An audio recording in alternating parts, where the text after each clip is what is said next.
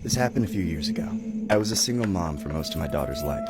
Her father was never around, so I had to wear many hats in the household.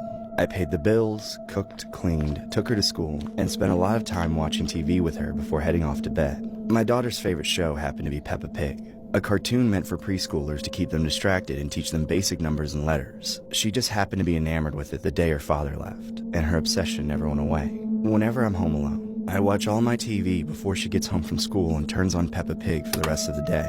I stopped trying to convince her to watch something else after a few years, and now I watch it with her. She doesn't talk much, so it's one of the few ways I have of connecting with her. Last night, as usual, my daughter was watching Peppa Pig in the living room while I was cooking us dinner. 1, 2, 3. Her eyes were glued to the TV. Nothing was out of the ordinary until I got a phone call.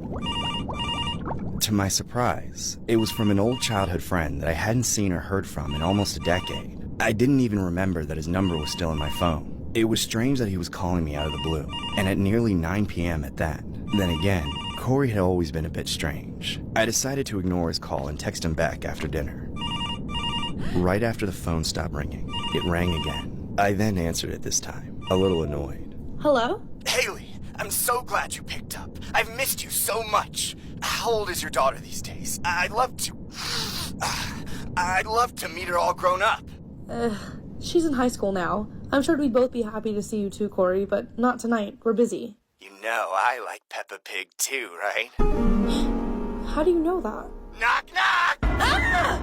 Open the door, Haley. I want to watch Peppa Pig too. I was scared as hell. The guy looked unrecognizable. He looked very different than the last time I saw him. I can tell that the years had taken a heavy toll on him. It was like he had aged 40 years in 10. He was skin and bone, with a hollow expression in his eyes. Clearly, his life had taken a turn for the worst. I attributed the whole creepy interaction to his bizarre sense of humor that he must have developed over the years. Reluctantly, I let him in the house. He immediately sat down on the couch next to my daughter and started watching Peppa Pig with her. It was weird as hell. No how are you or long time no see. He just glued his eyes to the television and asked me when dinner would be ready. 1, 2, 3. The fact that he invited himself to eat my food was unsettling as hell, but I felt like I was obligated to since he was an old friend. I served Corey and my daughter dinner a few minutes later, but I didn't even have time to make myself a plate.